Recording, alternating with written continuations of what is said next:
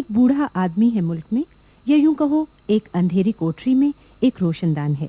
पिछले 60 साल से आदिवासियों के जीवन की रोशनी बने मामा बालेश्वर दयाल को मध्य प्रदेश सरकार ने पहले इंदिरा गांधी राष्ट्रीय पुरस्कार के लिए चुना है।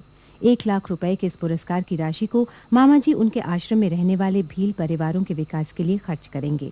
ये पुरस्कार शोषित वृद्ध महिलाओं और बच्चों के कल्याण के लिए समर्पित सामाजिक कार्यकर्ता को दिया जाता है। इस मौके पर दस्तक ने मामा जी से बातचीत की।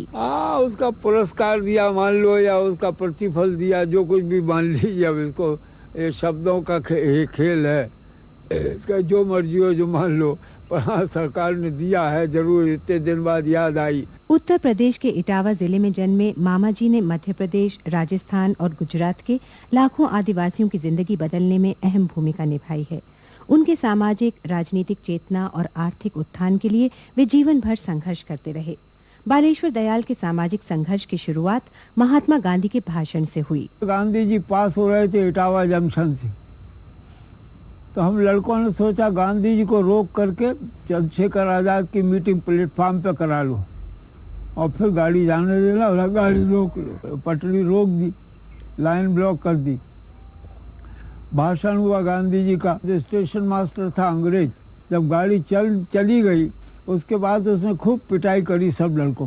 तब लड़कों ने सोचा इस स्टेशन मास्टर को कल बदला लेना, और जब वो 10 बजे ड्यूटी पे निकला था उसको खूब पिटाई उड़ाई, तो वहाँ से भाग भूग के फिर यहाँ आ गए। ऐसे 3 मास्टर हम गए ठेठ भाभरा चंद्रशेखर आजाद के वहाँ। हमको उसकी माँ है, अभी 2 बरस हुए उसको मरे, बलिदानी चंद्रशेखर को।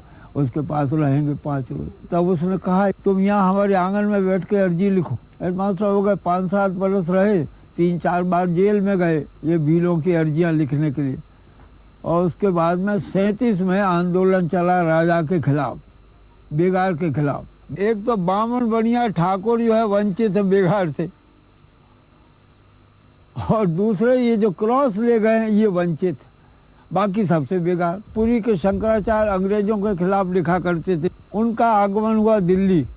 हम चले गए दिल्ली और व्यवस्था दे दी, दारू मांस के त्याग के साथ हर किसी को यज्ञोपवीत पहनने का पूर्ण अधिकार। छूत का भेद मिटाने और धर्मांतरण रोकने के अलावा मामा जी आदिवासियों को आर्थिक रूप से सक्षम बनाने के लिए सतत संघर्ष करते रहे हैं। सब लंगोटी वाले थे।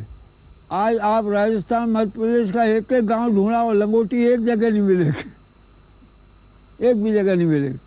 और ये भूखे मरते थे, और भूखे मर करके इधर उधर भटकते थे, भीख मांगते थे। आज एक भी नहीं मिलेगा, कोई मजदूरी करता हुआ मिलेगा, कोई खेती करता हुआ मिलेगा। तो इनकी खेती पाती और इनके आर्थिक जितनी लड़ाइयाँ हैं हमने पूरी लड़ी। अब ये जितने जंगल हैं यहाँ कट गए, काय के लिए? यहाँ उद्योग नहीं है। आपने गांव में उद्योग खोल दिए होते जंगल नहीं कटते। लेकिन कोई छोटे उद्योग खोलना इसलिए नहीं चाहते कि जितने लोग पहुँचते हैं वहाँ MLA होकर के, वो नहीं चाहते हैं कि सत्ता का विकेंद्रीकरण हो। इसलिए ये कारखाने वाला यहाँ सम्मेलन किया था बामनिया में हमने 89 में।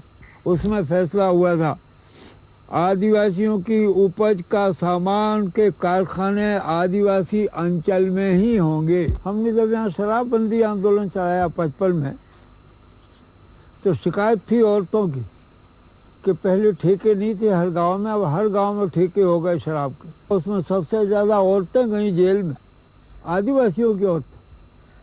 55 में तब यहाँ कोई जानता ही नहीं था सिविल नाफरमानी क्या होती। हर बार हम गिरफ्तार हुए, लेकिन ये हमको संतोष है, एक भी हमारा आंदोलन निष्फल नहीं हुआ। और 2 ऐसे आए प्रधानमंत्री जिन्होंने हमको गिरफ्तार नहीं किया, हमारी बात मंजूर कर ली। एक तो लाल बहादुर शास्त्री, तो ये बैंक की शाखाएं जो आज आदिवासियों इलाकों में है, ये लाल बहादुर शास्त्री के उसी ज्ञापन के ऊपर है।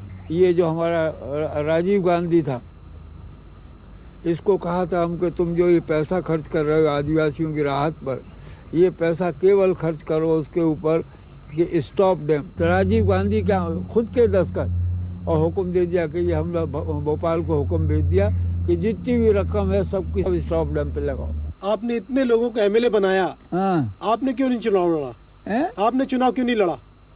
नहीं, चुनाव लड़ा तो बेटा हमको लड़वाया जयप्रकाश जी ने एक बार। 8 बरस हम रहे राज्यसभा के मेंबर। आपके बाद इस आंदोलन को कौन संभालेगा? इन भीलों की कौन जो है देखभाल करेगा? अभी तो लोग काम कर रहे हैं बेटा, अपने अपना काम सब लोगों ने संभाल लिया। मैं तो बहुत कम दौड़ा करता हूँ, इतना हो गया जागरण।